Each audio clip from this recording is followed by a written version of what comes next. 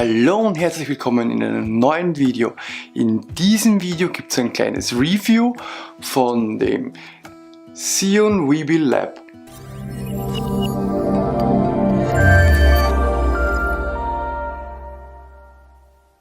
Gut, bevor wir starten, hier noch eine kleine Erinnerung. Wenn dir das Video gefällt, lass mir ein Like da. Wenn du Fragen hast, fühl dich frei, einen Kommentar zu schreiben, zu hinterlassen und vergiss nicht, meinen Kanal zu abonnieren, um immer auf dem Laufenden zu bleiben. Was ist das Xeon Weebill Lab hier eigentlich? Gut, geliefert wird es eigentlich in diesem Karton hier, und wenn man hier am Bildchen sieht, ist es ein Gimbal, wo ich meine Kamera draufgeben kann. Tja, ich habe das schon mal ausgepackt, natürlich hatte ich es schon in Verwendung.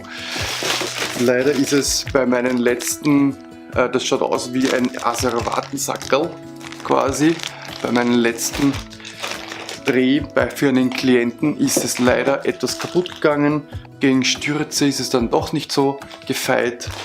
Aber ich zeige euch trotzdem einmal so, was ich habe. Ich kann leider jetzt nichts herzeigen. Ich meine, ich habe diverse Videos schon mit dem Gimbal gemacht. Ich sage euch dann noch, was so die Vorteile sind von dem, was ich so nicht so mag. Also geliefert wird es in diesem Karton hier. In diesem Karton befindet sich so ein schicker, smarter Koffer mit einem Xeon Logo drauf. Den Koffer muss man hier auf den Seiten aufmachen. Hier und hier. Und wenn man den hier aufmacht, dann ist da so allerlei Zeug drinnen. Es ist geeignet für kleine spiegellose Kameras.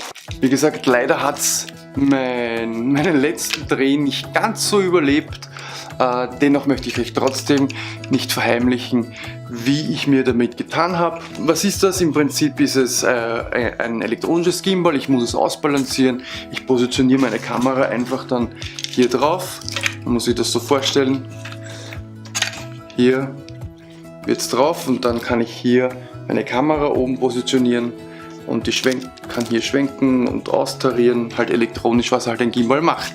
Ich hätte ein Focus Wheel, allerdings müsste ich mir dann auch was für die Kamera, für das Objektiv, eben so ein Band und einen Fokusmotor leisten. Es gibt auch einen Griff, den ich auf- und aufmontieren kann, der gleichzeitig auch als Mini-Stativ fungiert. Ich kann es natürlich auch als Verlängerung benutzen. Ich habe diverse Knöpfe. Ich habe hier den Ein- und Ausschaltknopf. Ich habe hier einen Go-Knopf und einen Modus zwischen PF und Lock. Hier kann ich auch auf POV stellen und den Rekord-Button betätigen, wenn ich es zum Beispiel mit meiner Kamera verbunden habe. Ich habe ein Steuerkreuz und ein Steuerrad. Ich kann natürlich im Game-Modus arbeiten.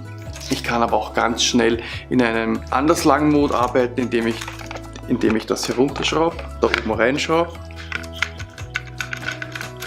Und dann kann man so arbeiten und die Kamera ist dann hier drauf und man kann sehr bodennahe arbeiten. Ich habe sehr viele Aufnahmen gemacht, sehr bodennah, weil es immer sehr eindrucksvoll ausschaut, wenn die Leute herumgehen und man sie einfach bodennah verfolgen kann und dann zum Beispiel man sieht nur die Schritte oder man sieht eine ganze Gruppe von Leuten oder man macht einen Schwenk um eine Wand herum. Man kann spezielle Transitions machen oder den Vortex-Mode. Für den Vortex-Mode zum Beispiel gehe ich einfach in diese Position, mit dem Anderslang-Mode halte ich einfach nur hier und dann kann ich die Kamera so drehen lassen mit meinen Fadenkreuz hier. Die Kamera dreht sich dann quasi so im Kreis. Das ist mein Gimbal. Wie der Gimbal jetzt genau funktioniert und wie er auszubalancieren ist, das seht ihr natürlich in ganz anderen Videos. Da gibt es schon zig Videos. Das ist der Weebill Lab von Xeon. Ich weiß jetzt nicht, wie man es wirklich ausspricht. Dass es mir besonders gut gefallen hat, ist, ich kann jede Achse sperren. Das heißt, ich habe hier überall solche Locks und kann eben zum Einstellen jede Achse sperren und mich für das Ausbalancieren immer auf eine Achse konzentrieren.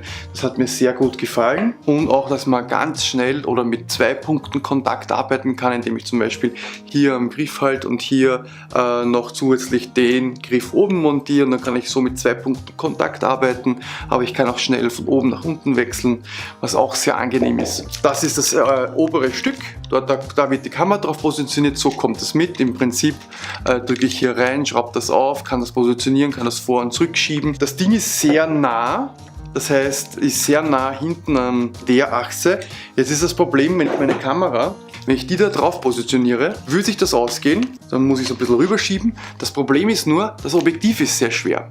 So, was mache ich? Ich müsste die Kamera nach hinten versetzen. Das würde gehen. Ich habe auch Gegengewicht da. Ich habe auch ein anderes Von Small Rig gibt es einen guten Aufsatz, den kann ich da einfach austauschen, da rein und hinten die Gewichte dran machen.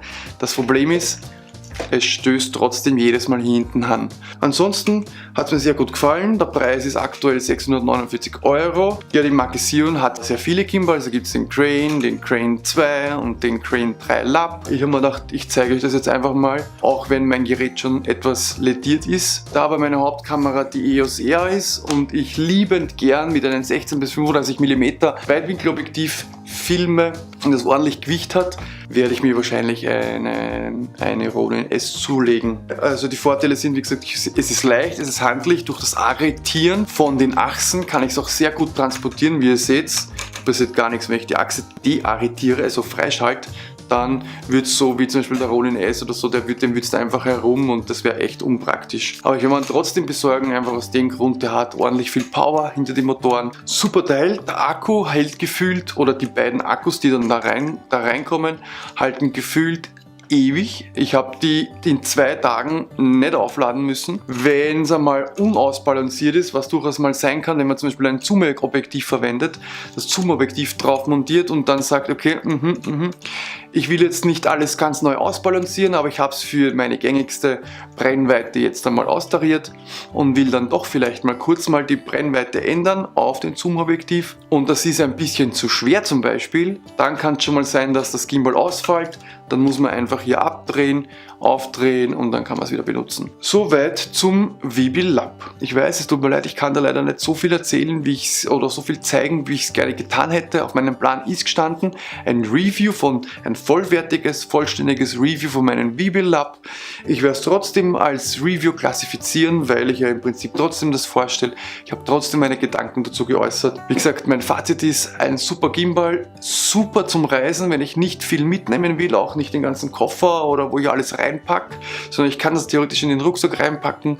Zack, fertig, gehen wir. Der Akku hält gefühlt ewig. Das Gimbal ist laut Kostenvoranschlag nicht zu reparieren. Wundert mich ein bisschen. Ich meine, vielleicht hat es ein bisschen zu viel abgekriegt. Die Achse funktioniert noch. Ich meine, im Prinzip ist es noch da. Das lässt sich nicht mehr arretieren. Man hört es. Das geht einfach durch. Es schabt ein bisschen. Ja, und hier ist es komplett abgerissen.